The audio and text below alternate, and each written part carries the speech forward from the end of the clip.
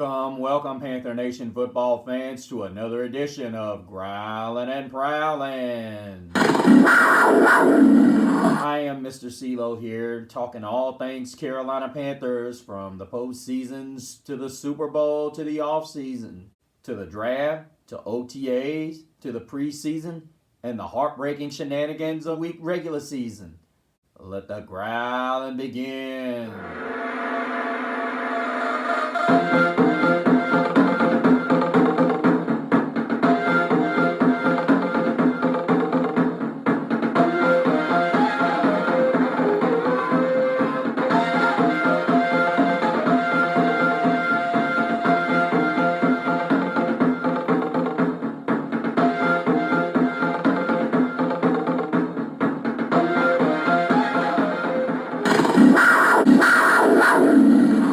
Welcome back, Panther Nation. First of all, Happy New Year. I hope you guys stay safe, and thank you so much for catching up with me on this Week 17 wrap-up of an abysmal all-around game today, as we were shut out for the first time since 2002. I didn't realize it was that long either, but yeah. The Jaguars shut us out 26-0.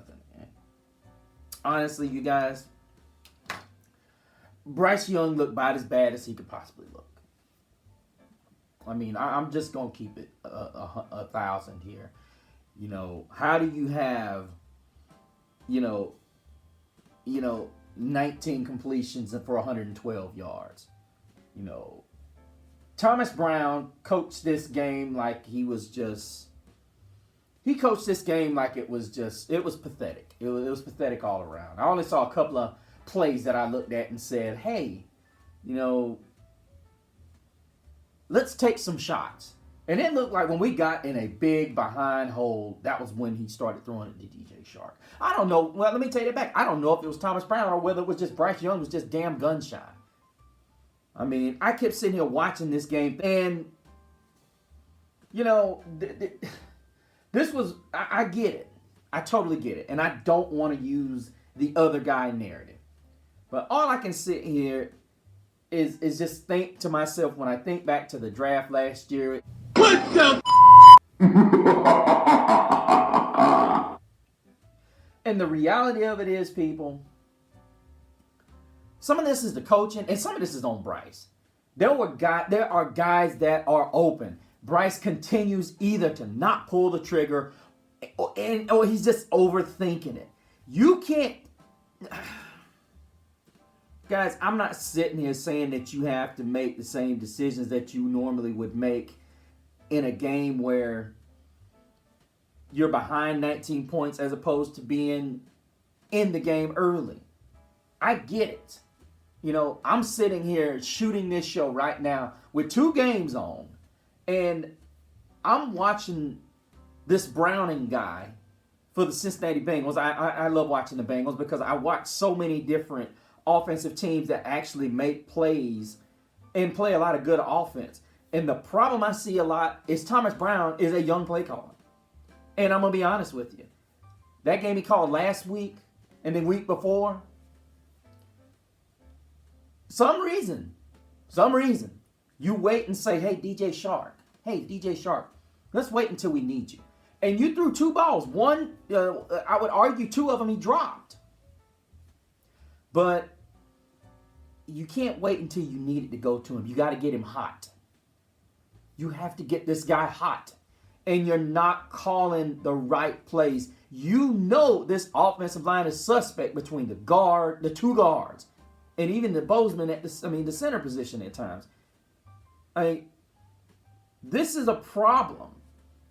This is a huge, huge problem for the Carolina Panthers. And I'm going to be honest with you guys.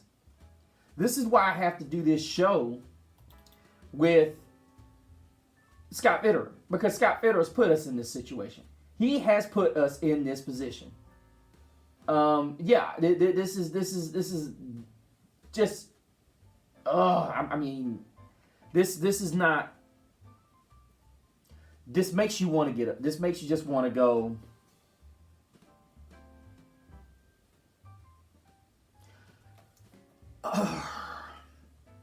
guys, I'm not angry at the receivers. And the problem is what I get sick and tired of is hearing so many people. And once again, Terrace Marshall was inactive. Mike Strachan, inactive. Bruh. See, this kind of stuff right here, in my opinion, does not get you rehired if you're one, Coach Tabor or Coach Brown. These two things right here don't get you the head coaching job because you got two big guys. You're basically saying in a nutshell from the Matt Rule era that you're going to part ways with a second-round pick. And I'm a firm believer. You guys are going to find out as you get into the show, your first, second, and your third-round picks have to stay. Well, honestly, with me, all 7 picks. With me, they all have to be on the roster or you have to get some kind of compensation for them.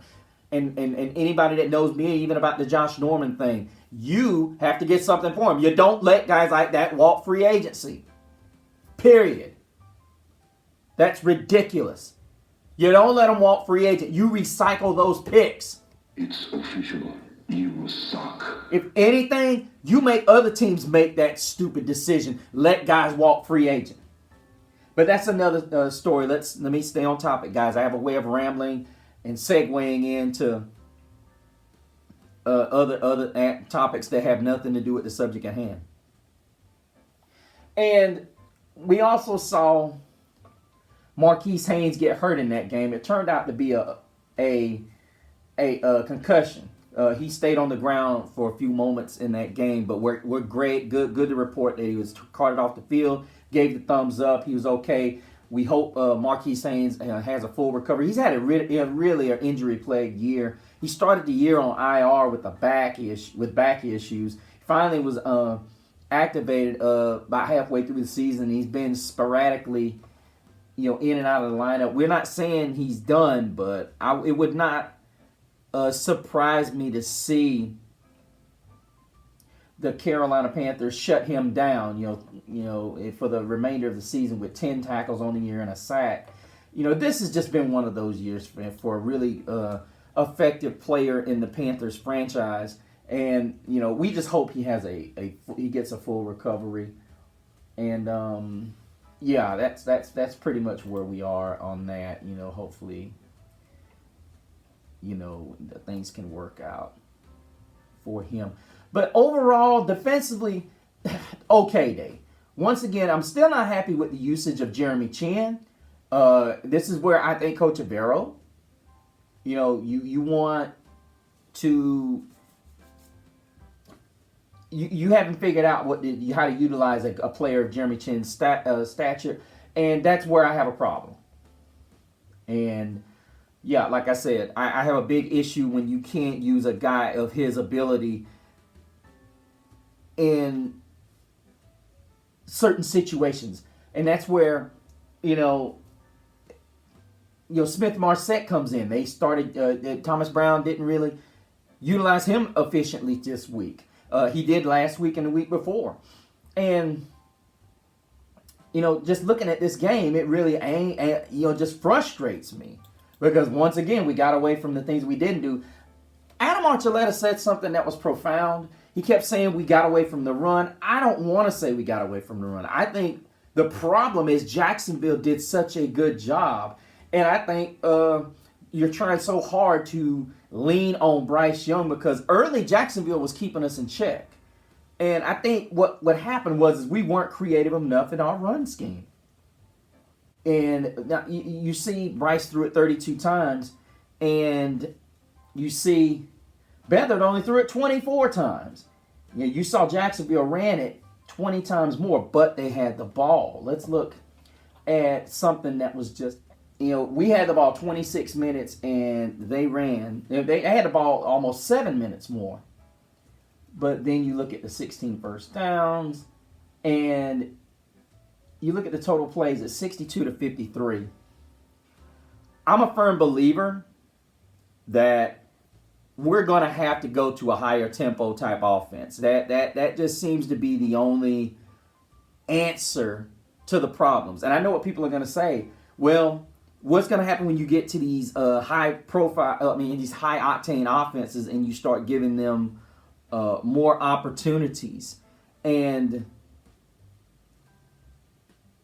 that's, in my opinion, is not a good thing. I mean, you cannot continuously go with what you're doing right now. I think what you need to do is Bryce Young needs to be able to run the high octane offense. I don't think this is a good fit for him. I think he needs to be running it up the tempo, up tempo, up tempo.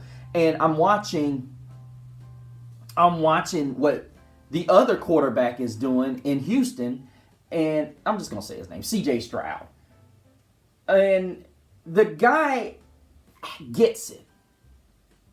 He gets it. Yeah, he gets it. And right now it's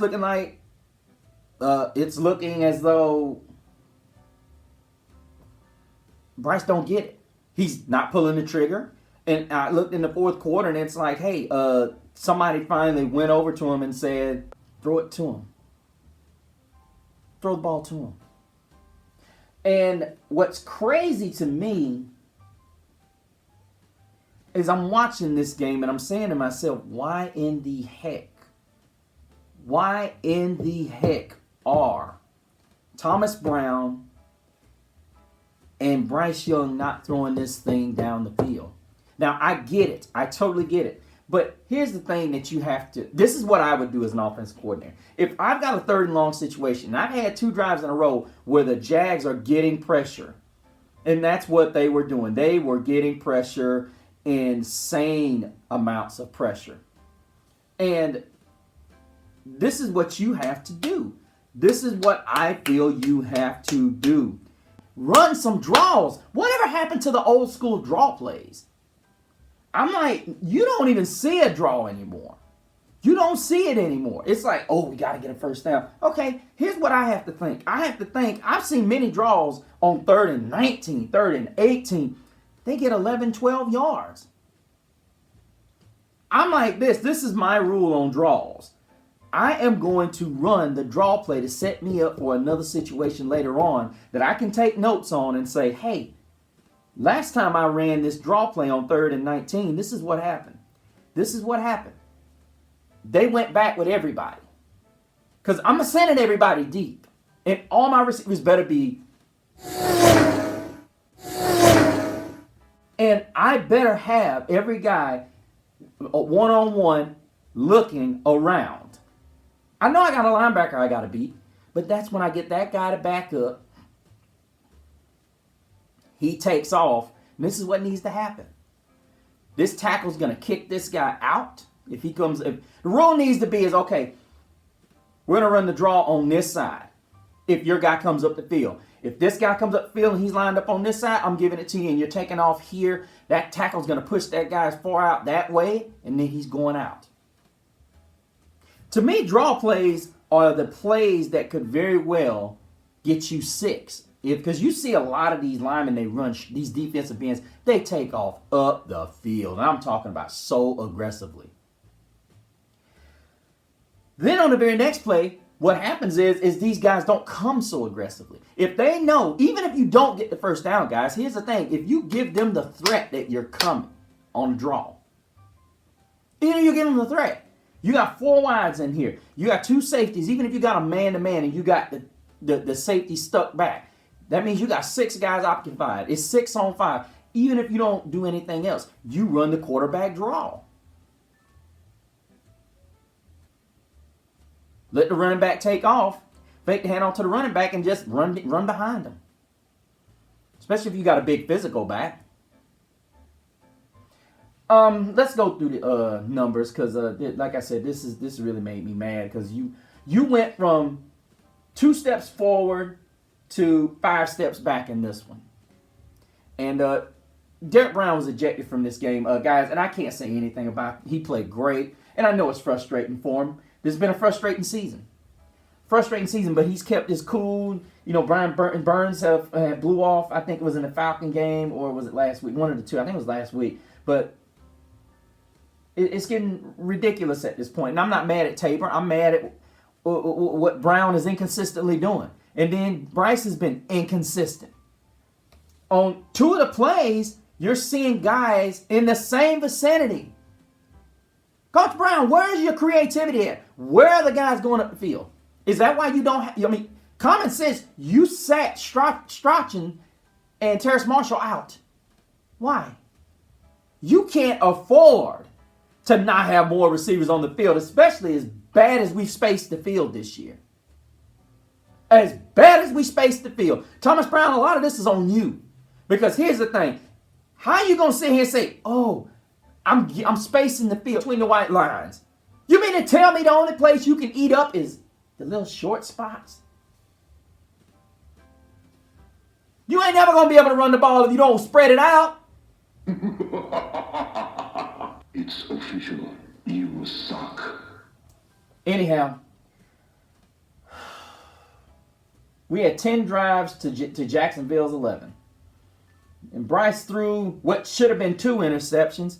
And, the more I watch the frustration of the fan base, and people will sit there and say the fans don't matter. Yeah, we matter. Any of y'all out there that say we don't matter, that's not true. Because right now, when you're suffering through a 2-win season, us staying here, and what's crazy is I'm looking at, it's already out here, you guys. Jaguars shutout of Woeful after a 4-game skid.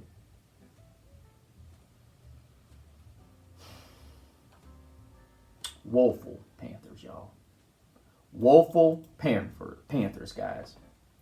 As I said, C.J. Beathard was 17 of 24, 178 yards. He was sacked 3 times, so that's the plus from the defense. They got 3 sacks and had a couple of other missed opportunities. But as you look, Hubbard was 11 for 45. That's not, that was the thing that got me was, I agree with Archuleta to a certain degree. We did run the ball on the surface decently later on in the game. I would even venture to say somewhat not been able to do this year. We've not been able to consistently run the ball. And I think a lot of times when we look at guys, I'm looking at even Thomas Brown. I'm looking at this and I'm thinking to myself, why is it that and I kind of agree with Adam Archuleta's perception of we didn't really attempt to run the football as much. Because I'm looking at it now and I was thinking, we were kind of running the ball a little bit, but we weren't getting enough yardage to get first downs. So I kind of understand that. But then again, Jacksonville was putting so much pressure on us. What I really did not like was, I guess the fact was, is Thomas Brown and company did not throw the ball enough on first down and call enough shot plays. My whole, you guys know what I feel about first down shot plays. If I don't get it, 9 times out of 10, you're not going to get a first. You're basically 3 and out. I would rather go 3 and out than to have a good drive that has promise and you get nothing. That's kind of where my whole thought process is with that. And I know a lot of people are not going to agree with that, but I'm of the essence you run it the other 2 times. You don't force it. That's how you make mistakes. You play the odds. And I think a lot of people are currently of the whole analytical mindset. You do this, you do that. I'm not a big analytic guy. I'm all about the feels, not the tails. I'm not going to let analytics tell me what I need to do. I'm going to do what I do, regardless. But let's go and look down at what we have here. Like I said, Hubbard, 11 carries, 45 yards. Miles Sanders again. He had averaged 5 yards a carry, but, I don't know. Thomas Brown has got to understand this just ain't the way you do things. You're seeing a first-time play caller, and as I said, Adam Thielen had 6 grabs, 38 yards. Chuba Hubbard, 4 catches of 26 yards. DJ Shark, 1. And we saw bulk of his targets came late, pretty much when the game was almost in a decided manner. And we saw Stephen Sullivan get his share of targets. But yeah, I mean, we didn't see Mingo get any, and it was just, ridiculous how it went. And I'm not happy about it. I think ultimately what's got to happen is you got to know what it is you have. And I think ultimately what's got to happen is sustain drives. And you have to be creative with your play calling. And honestly, I'm not happy with the way that went down. And like I said, I'm not happy with Thomas Brown right now. But let's look at the defense. Coach Avero, I'm still not happy about, because your two stars in Burns and Derek Brown showed up to play big time. And what's really disheartening when you look at the whole totality of how our defense played, it had moments. Still, we didn't get anything done offensively. It's just destructive. Looking over, Deion Jones had a tremendous sack. Shaquille Griffith played good. I was happy with him. I think this is a guy that needs to come back. I really believe he's a guy that needs to come back. Gross Matos, once again, having a great game. He had a sack and another sack. So he's coming along in this system. I think definitely this is a guy that he's going to have to take a pay cut, because this is not where, he hasn't performed up to expectations over the past 4 years. Xavier Woods had a big give up earlier in this game. Frankie Louvu played by his standards was not a Louvu type game. Did not see J.C. Horn. And I'm going to be honest with you guys. I believe this game is a totally different animal if J.C. Horn plays this game. Not happy with a lot of things that happened defensively. But you can't blame the defense as a whole. But as I said, guys, this was painful. The first shutout loss in over 21 years, and it's just like I said, I stick this on Bryce not letting it go, stick this on Bryce not looking, stick this on Bryce's inaccuracy, and then I stick it on Thomas Brown and Coach Avero not figuring out how to get Jeremy Chin in the game. But maybe we can find some things that we can build on for next season, as right now you're looking at Tampa Bay, and the Saints will be, as this week will go down to whether or not the Bucks whether we can beat the Bucks, or whether the Saints can be victorious against the Atlanta Falcons in their building. But anyway, that's neither here nor there. I don't want to talk about anybody else, even though it's in our division. We're not a part of it. But let me know what you guys think. Are you guys as disgusted as I am, disappointed as I am? Please feel free to let me know. Go to the Facebook page under the same name, Growlin' and Prowlin'. Hit me up at Mr. CeeLo on Instagram, and make sure you thumbs up and subscribe to the show. And we will continue to bring you this awesome content, you guys. And like I said, Happy New Year to you guys. And until the next time, keep prowling the airwaves and keep growling out. Keep pounding.